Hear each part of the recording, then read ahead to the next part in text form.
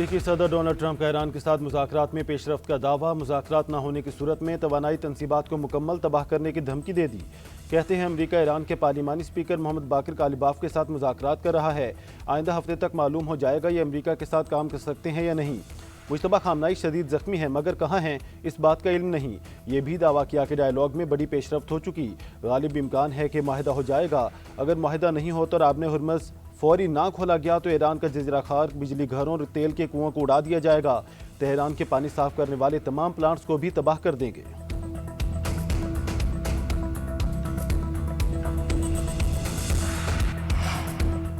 ایران نے امریکہ کے ساتھ براہ راست مذاکرات کی تردید کر دی۔ صدر مسعود پزشکیان کا تمام فیصلے ملکی وقار اور سلامتی کو مد نظر رکھ کر کرنے کا اعلان۔ کابینہ اجلاس سے خطاب میں کہا، جنگ ختم کرنے کے حوالے سے کوئی بھی فیصلہ قومی مفادات کے دائرے میں ہوگا۔ ایران اپنے شہری اور قومی مفادات کے تحفظ کے لیے ہر قدم اٹھائے گا۔ ادھر ایرانی وزارت خارجہ کے ترجمان اسماعیل بقائی بولے، امریکہ کے ساتھ کوئی براہ راست بات چیت نہیں ہوئی، پیغامات ثالثوں کے ذریعے پہنچائے گئے۔ ایران کو بھیجی گئی تجاویز زیادہ تر غیر حقیقت پسندانہ، غیر معقول اور حد سے زیادہ تھی۔ ایران کے خلاف جنگ میں اخراجات میں خلیجی اتحادی ممالک حصہ ڈالیں۔ وائٹ ہاؤس کی ترجمان کارلائن لیوٹ نے امریکی صدر ڈونلڈ ٹرمپ کی خواہش سے متعلق بتا دیا۔ پریس کانفرنس میں کہا، ایرانی توانائی ڈھانچے پر حملے 10 دن کے لیے مؤخر کیے۔ ایران کا امریکہ کے ساتھ معاہدہ کرنے کا اچھا موقع ہے۔ امریکہ جن سے بات کر رہا ہے وہ پچھلے رہنماؤں کے مقابلے میں زیادہ معقول نظر آتے ہیں۔ اگر ایران اس موقع کو رد کرتا ہے تو امریکی فوج تیار ہے۔ اب تک 11,000 سے زائد اہداف کو نشانہ بنایا گیا۔ ایران کی دفاعی اور جارحانہ صلاحیت مفلوج ہو گئی۔ ایران کی بحریہ کو بھی تباہ کر دیا ہے۔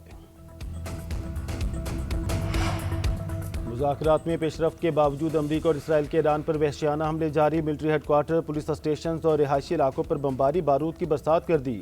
تہران، شیراز، کومر، کراچ میں توانائی تنصیبات کو نشانہ بنایا۔ تبریز میں پیٹرو کیمیکل یونٹ پر بھی حملہ۔ بندر عباس میں 4 شہری شہید۔ حکام کے مطابق اب تک ملک میں 21 یونیورسٹیز اور 154 سائنسی مراکز تباہ ہو چکے ہیں۔ لبنان پر بھی اسرائیلی جارحیت جاری۔ اقوام متحدہ امن مشن کے 2 اہلکار جاں بحق، 3 زخمی۔ حزب اللہ کا بھی جوابی حملہ، اسرائیل کی نیول بیس پر میزائل داغ دیے۔ ایک اسرائیلی فوجی ہلاک، تعداد 6 ہو گئی۔ CNN ٹیم پر حملے کے بعد مغربی کنارے کی فوجی بٹالین معطل کر دی گئی۔ ایران کا دشمن کی جارحیت کا بھرپور جواب، اسرائیل پر امریکی تنصیبات پر تابڑتوڑ حملے، جدید میزائلوں کا استعمال۔ اسرائیل کے کمانڈ اینڈ کنٹرول مراکز اور ڈرون ہینگرز تنصیبات کو نشانہ بنایا گیا۔ حائفہ میں آن ریفائنری پر حملہ، شعلے آسمان کو چھوتے رہے۔ کارروائی بحریہ کے شہداء کے نام کر دی۔ خطے میں امریکی تنصیبات پر بھی خوفناک حملے، سعودی عرب کے قریب پروجیکٹائل پر بھی بحری جہاز پر حملہ۔ اسرائیل کا ایک اور میزائل حملہ ناکام بنانے کا دعویٰ۔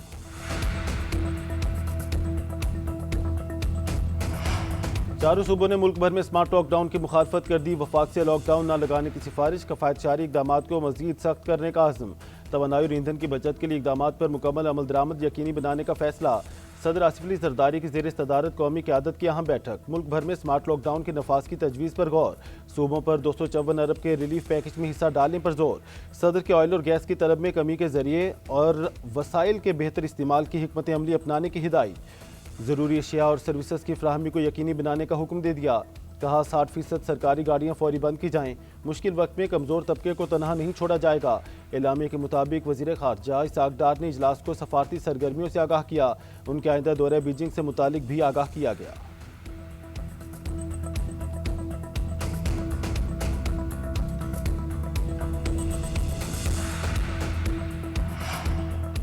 پاکستان کی جنگ بندی کے لیے کاوشیں جاری۔ نائب وزیر اعظم اور وزیر خارجہ اسحاق ڈار آج چین روانہ ہوں گے۔ ایران امریکہ مذاکرات میں پاکستان کے کردار سے آگاہ کریں گے۔ تنازع کے خاتمے کے لیے سفارتی کوششیں اجاگر کریں گے۔ اب تک ہونے والی بات چیت سے متعلق آگاہ کریں گے۔ ترجمان دفتر خارجہ کا کہنا ہے، اسحاق ڈار کھندے میں فریکچر اور ڈاکٹرز کے آرام کے مشورے کے باوجود چین جائیں گے۔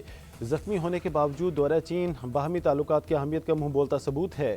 پاکستان اور چین کے درمیان تصوراتی شراکت داری اور قریبی تعاون پر مشاورت کی جائے گی۔ ادھر مشرق وسطیٰ میں قیام امن کی کوششوں پر چین کی پاکستان کی مکمل حمایت۔ چینی دفتر خارجہ کے ترجمان کا کہنا ہے، پاکستان کی طرف سے ثالثی اور کشیدگی میں کمی کی کوششوں کو سراہتے ہیں۔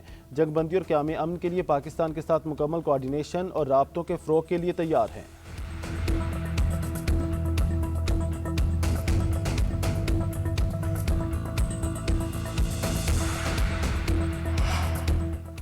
پاکستان کے خلاف بھارت کی ایک اور فالس فلیگ آپریشن کی سازش بے نقاب۔ مصدقہ اطلاعات کے مطابق بھارت ایک اور فالس فلیگ آپریشن کی تیاری کر رہا ہے۔ اطلاعات کے مطابق بے گناہ پاکستانی بالخصوص کشمیری جو غلطی سے بارڈر کراس کر گئے انہیں بھارتی سیکیورٹی فورسز زبردستی استعمال کرے گی۔ سینکڑوں بے گناہ پاکستانی بشمول کشمیری بھارتی قید میں موجود ہیں۔ ان میں سے چند بے گناہ افراد کو بھارتی فوج مذموم مقاصد کے لیے مختلف جیلوں سے نکال کر اکٹھا کر رہی ہے۔ ان کے ساتھ بھارتی جیلوں میں قید چند بھارتیوں کو بھی اس گھناؤنی سازش میں استعمال کیے جانے کی اطلاعات ہیں۔